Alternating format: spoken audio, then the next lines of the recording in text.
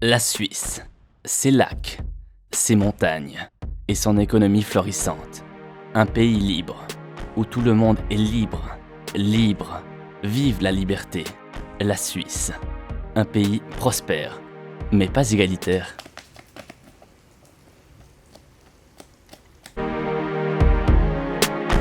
L'égalité n'est pas atteinte, ni pour les femmes, ni pour les personnes LGBTIQ+, ni entre les couches sociales. Au niveau politique, rien ne bouge, ou si oui, très lentement. Par exemple, pour les inégalités salariales, aucune mesure n'est prise contre. Alors oui, c'est marqué dans la Constitution, mais concrètement, rien n'est appliqué. Top!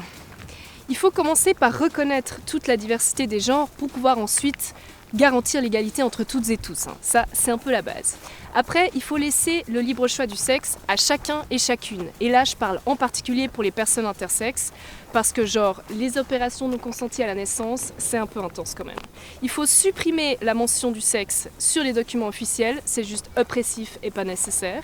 Il faut désexualiser le corps des femmes, des personnes trans et des personnes non binaires dans l'espace public, pour que toutes ces personnes puissent occuper l'espace public de la même manière que les hommes cis, parce que moi, si je me promène à torse nu, on va me demander de me rhabiller, tandis que les hommes cis peuvent faire tranquillement leur petit jogging, chillos dans le parc à torse nu.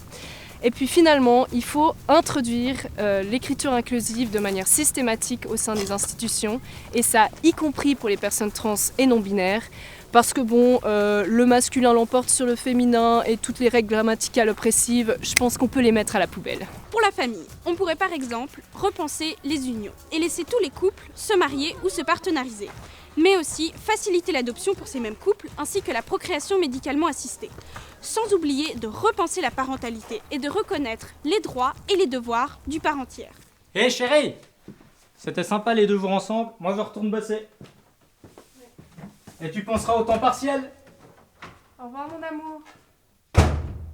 Et évidemment, accorder un congé parental de 46 semaines à répartir entre les 2 parents avec des quotas minimaux pour chacun et chacune. Pour ce qui est de la formation, il faut accorder des bourses suffisantes et uniformes au niveau national afin de garantir une qualité de vie décente et les mêmes opportunités à toutes et tous.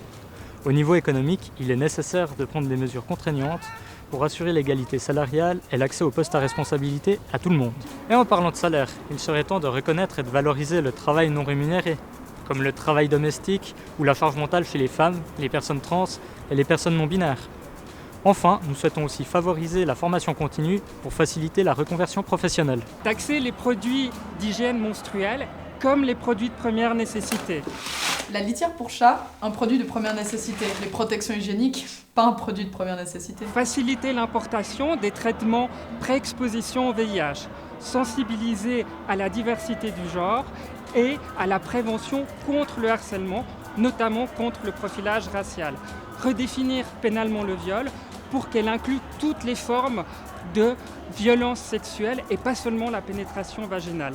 Interdire le renvoi de requérants d'asile menacés dans leur pays, en particulier en raison pour leur orientation sexuelle et leur identité de genre.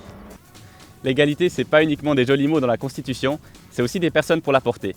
Aux élections fédérales 2019, vote pour l'égalité, vote jaune verte.